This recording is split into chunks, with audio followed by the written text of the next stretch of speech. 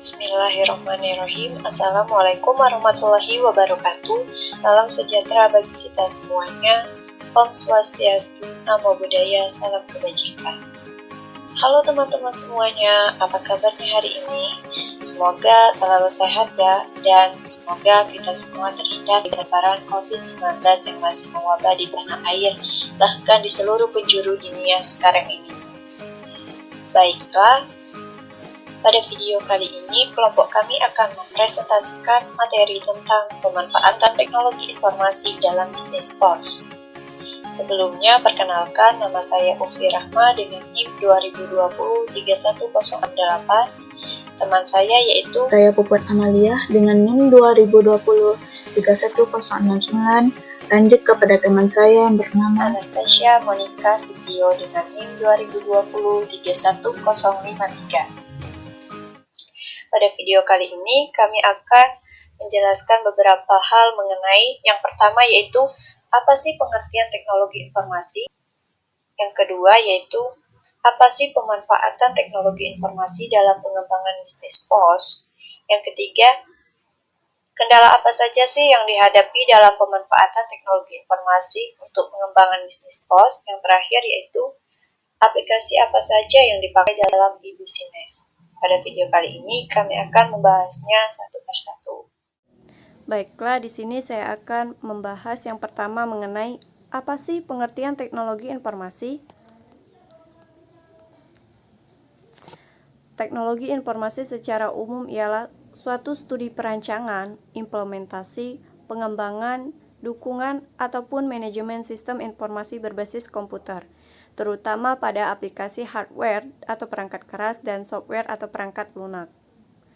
Secara sederhana, pengertian teknologi informasi adalah fasilitas-fasilitas yang terdiri dari perangkat keras dan perangkat lunak dalam mendukung dan meningkatkan kualitas informasi untuk setiap lapisan masyarakat secara cepat dan berkualitas. Kemudian yang kedua mengenai apa sih pemanfaatan teknologi informasi dalam pengembangan bisnis POS?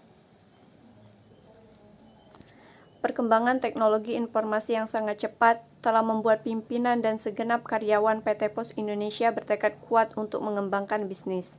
Intinya, dengan memanfaatkan teknologi informasi. Hal ini dapat dilihat di PT POS Indonesia yang memiliki 7 website, yaitu yang pertama, posindonesia.co.id adalah suatu media informasi secara keseluruhan tentang PT POS Indonesia. Yang kedua yaitu plazapos.com adalah suatu media informasi layanan e-business. Yang ketiga yaitu express.posindonesia.co.id adalah suatu website unit bisnis Express. Yang keempat yaitu ims.posindonesia.co.id adalah suatu website tentang IMS milik unit pos internasional. Yang kelima yaitu 8mile.posindonesia.co.id adalah suatu website unit bisnis 8mile Pos. Yang keenam yaitu logistikpos.co.id adalah suatu website unit bisnis Total Logistik. Dan yang terakhir, yang ketujuh adalah property.posindonesia.co.id adalah media informasi tentang properti milik PT POS Indonesia. Selanjutnya, website tersebut dapat kita lihat dari produk-produk jasa POS yang dikembangkan melalui teknologi informasi, yaitu antara lain, pertama, Duit POS Multiguna. Apa sih Duit POS Multiguna? Nah, Duit POS Multiguna adalah produk POS berwujud kartu yang dimanfaatkan untuk menyimpan uang, mengirim uang, bahkan mengisi ulang pulsa elektronik melalui SMS. Layanan Duit POS Multiguna menggabungkan pemanfaatan teknologi informasi guna menjawab dinamisnya kebutuhan masyarakat. Duit POS Multiguna dibangun dengan memanfaatkan teknologi seluler berbasis SMS. Hal ini sekaligus sebagai solusi keterbatasan yang dihadapi masyarakat, seperti tidak adanya akses perbankan karena keterbatasan geografis ataupun finansial. Namun di sisi lain, pengguna telepon genggam tumbuh dengan pesatnya dengan memanfaatkan teknologi seluler. Saat ini terdiri dari 2 fitur utama, yaitu untuk pengiriman uang dan isi ulang pulsa elektronik. Kemudian selanjutnya yang kedua yaitu @milepost. Apa sih @milepost? @milepost adalah suatu unit bisnis di bawah organisasi bisnis PT Pos Indonesia yang didedikasikan untuk fokus menangani pelanggan korporat. @milepost hadir dengan konsep layanan yang integrasi atau integrated service, mulai dari percetakan dokumen, insersi brosur atau pengamplopan, dan pengantaran dokumen kepada si alamat, serta pelaporan status hasil antaran secara elektronik. Konsep layanan yang terintegrasi ini akan memudahkan pelanggan dalam menata bisnis, sehingga dapat membantu pelanggan untuk lebih fokus pada core bisnis masing-masing. Sedangkan mailing dokumen termasuk penyediaan bahan baku seperti kertas dan amplop akan kami tangani secara baik melalui konsep one-stop service. Yang ketiga, itu ada surat elektronik atau RATRON. Yang dimaksud dengan surat elektronik atau RATRON di sini adalah salah satu layanan berupa layanan pengiriman berita dengan spesifikasi headbreadth karena dapat diakses pengguna jasa baik melalui internet berbasis web atau sedang dalam proses pembangunan. Dan short message service atau SMS melalui nomor 8161 atau saat ini hanya untuk Telkomsel, Flexi, dan Indosat, yang kemudian dapat diterima oleh tujuan dalam bentuk surat maupun kartu. RATRON memiliki daisan baku yang dapat digunakan untuk menyampaikan ucapan hari besar keagamaan dan hari-hari istimewa lainnya, seperti Selamat Lebaran, Idul Fitri, Selamat Natal, Selamat Tahun Baru, Selamat Imlek, Selamat Valentine, galungan, dan ucapan lainnya. Lanjut, ini contoh dari surat elektronik atau RATRON. Teman-teman bisa melihatnya seperti inilah contoh dari surat elektronik atau RATRON. Lanjut, yang keempat itu ada SMS Pesta. Yang dimaksud dengan SMS Pesta di sini adalah penyebaran SMS teralamat berupa pengiriman SMS dari pengiriman tertentu kepada komunitas penerima atau alamat nomor handphone tertentu. SMS Pesta sangat efektif dalam penyampaian ucapan, pesan, informasi, penawaran, maupun kampanye, karena personalisasinya atau pengirim dikenal, serta instan atau cepat dalam kapan saja. Efisien karena pengirim SMS kepada ribuan, bahkan jutaan penerima secara blok atau gelodongan dilakukan hanya dengan beberapa langkah melalui sistem aplikasi. Lanjut, yang kelima, itu ada layanan kiriman pos dan kode pos via SMS. Yang dimaksud dengan layanan kiriman pos dan kode pos via SMS di sini adalah suatu layanan dari PT Pos Indonesia dengan menggunakan kemajuan teknologi informasi untuk memberikan kepuasan kepada pengguna jasa pos. Layanan ini untuk melacak kiriman pos yang digunakan masyarakat untuk mengetahui kode pos alamat tinggalnya. Ingin mengetahui alamat kantor pos dengan menggunakan layanan SMS pos, yaitu 8161. Lanjut, seperti ini contoh dari lacak kiriman pos yang kode pos via SMS. Lanjut, kita masuk ke poin yang ketiga, itu kendala yang dihadapi dalam pemanfaatan teknologi informasi atau disingkat dengan TI untuk pengembangan bisnis pos.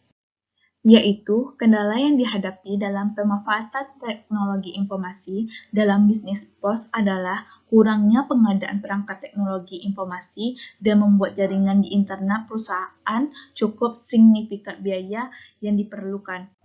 Berkurang penggunaan SDM mengingat tahapan proses layanan pos semakin singkat dan cepat. Jaringan pos yang luas dan produk pos yang mulai kurang diminati oleh masyarakat pengguna layanan pos sangat kurang memanfaatkan layanan PT Pos Indonesia. Pos yang berbasis teknologi informasi terfokus pada produk shop dan kiriman uang. Bahkan pada umumnya tidak mengetahui layanan pos berbasis teknologi informasi. Sedangkan PT JNE, produk yang diminati masyarakat adalah tarif dapat diakses secara cepat melalui website, layanan online touch dan tracking melalui website atau internet, dan pengantar barang dari hasil transaksi atau e-commerce, serta dapat memproses pick-up service melalui internet. Baik, saya Anastasia, saya akan membahas tentang apa saja sih aplikasi yang dipakai dalam e-business. Yang pertama, sistem ERP, atau dengan nama lain, Enterprise Resource Planning. Sistem ini merupakan suatu sistem informasi yang diperuntukkan bagi perusahaan manufaktur maupun jasa yang berperan mengintegrasikan dan mengotomasikan proses bisnis yang berhubungan dengan aspek operasi, produksi, maupun distribusi di perusahaan bersangkutan.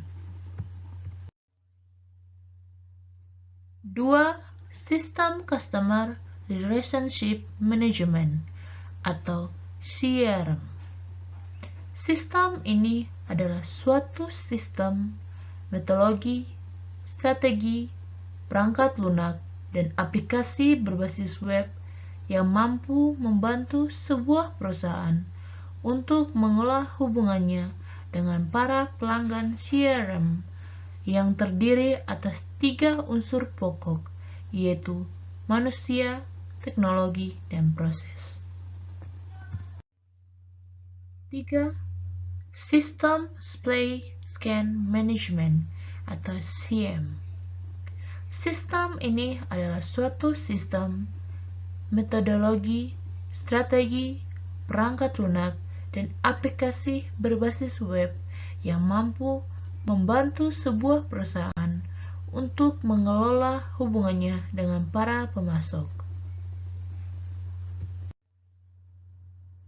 4. Integrasi aplikasi perusahaan atau EAI. Software EAI memungkinkan para pemakai membuat model berbagai proses bisnis yang dilibatkan dalam interaksi yang harus terjadi antara aplikasi bisnis. EAI juga menyediakan middleware yang melakukan konferensi dan koordinasi data, komunikasi aplikasi dan layanan pesan, serta akses ke berbagai interface aplikasi yang terlibat. Jadi, dapat disimpulkan bahwa software EAI dapat mengintegrasikan berbagai kelompok aplikasi perusahaan dengan memungkinkan user bertukar data sesuai dengan peraturan dari model proses bisnis yang dikembangkan oleh user. 5. Sistem Pemrosesan Transaksi atau TPS. TPS adalah sistem informasi lintas fungsi yang memproses data dari terjadinya transaksi bisnis. Transaksi adalah berbagai kegiatan yang terjadi sebagai bagian dari aktivitas bisnis seperti penjualan, pembelian, penyimpanan, penarikan, pengembalian, dan pembayaran. 6. Sistem Kerjasama Perusahaan atau ECS. ECS adalah sistem informasi lintas fungsi yang meningkatkan komunikasi, koordinasi, dan kerjasama antar anggota tim bisnis dan kelompok kerja. Teknologi informasi, terutama teknologi internet, memberikan berbagai alat untuk membantu perusahaan bekerja sama untuk mengomunikasi berbagai ide, berbagai sumber daya, dan mengkoordinasi usaha kegiatan kerjasama sebagai anggota dari proses formal dan informal, tim proyek, dan kelompok kerja yang membentuk organisasi. Baik, sekian terima kasih. Inilah penyampaian materi kami tentang pemanfaatan teknologi informasi dalam bidang bisnis POS.